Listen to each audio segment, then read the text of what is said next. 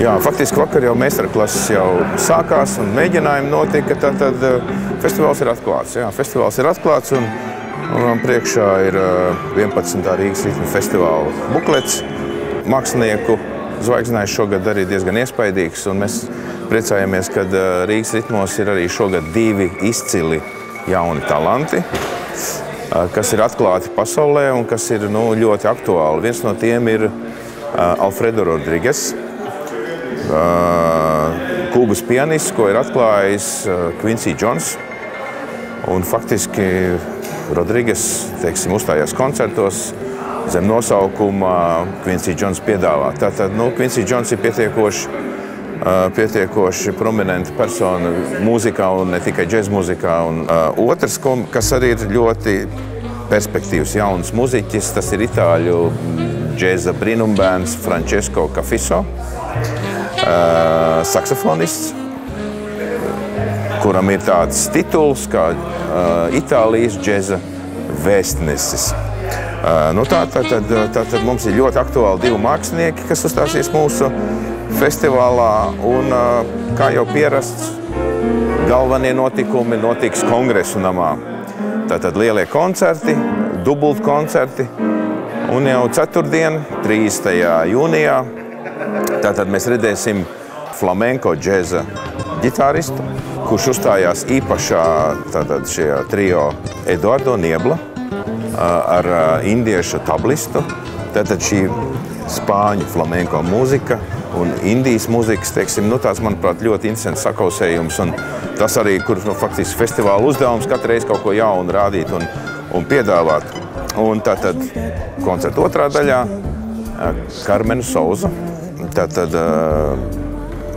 Kapaverdes māksliniece, dziesminiece, lieliska ģitāriste, lieliska pianiste un, protams, arī dziedātāji. Tātad, manuprāt, tāds īpašs koncerts Āfrika, Indija, Spānija.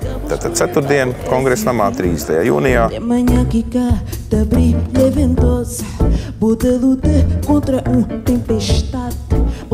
Pieminētais Alfredo Rodrigues uzstājās piekdien Kongresa namā ar solo priekšnesumu. Un koncerta otrā daļā tātad Tils Broners, vācu džeza superzvaigzne.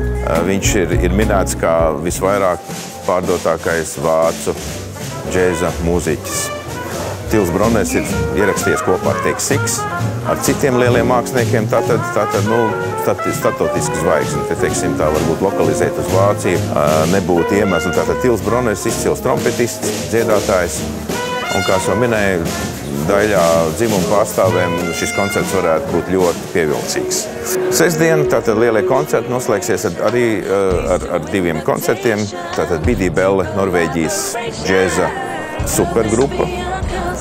Grupa, kas izaugusi no tāda underground kultūras, modernas skanējums, acid jazz, lounge, tātad Bidī Belle, brīnišķīga kompānija, un Aleks Vilsons, tātad, kā viņš ir nosaukts par salsas alķīmiķi, pianists, kur mēs tikko vērojām, kā viņš visus mūsu Latvijas muziķus apvieno zem salsas ritmiem. Tātad Aleks Vilsons noslēgs Kongresa namā festivāla Rīgas ritmu lielo dubultu koncertu sēriju. Bet ir jau daudz citas. Das Kapitāla, Francesco Cafiso, Philips Hamiltons uzstāsies Artelī. Das Kapitāla izcils trio ar franču, dāņu un vācu muziķu piedalīšanos. Jau pieminētais Francesco Cafiso uzstāsies piekdien, 1. jūlijā Artelī. Toivo Unt un Olga Abduļina no Krievijas. Toivo Unts mākslinieks, labi zināms kontrabasists no Tallinas. Un tātad arī 2. jūlijā Philips Hamiltons īpašā koncertā ar Latvijas muziķu piedalīšanos. Un Super Jam Session, protams, kā parasti, kluba Artelis, noslēdzot festivālu Rīgas ritmu festivāli. Bet meistarklases turpinās.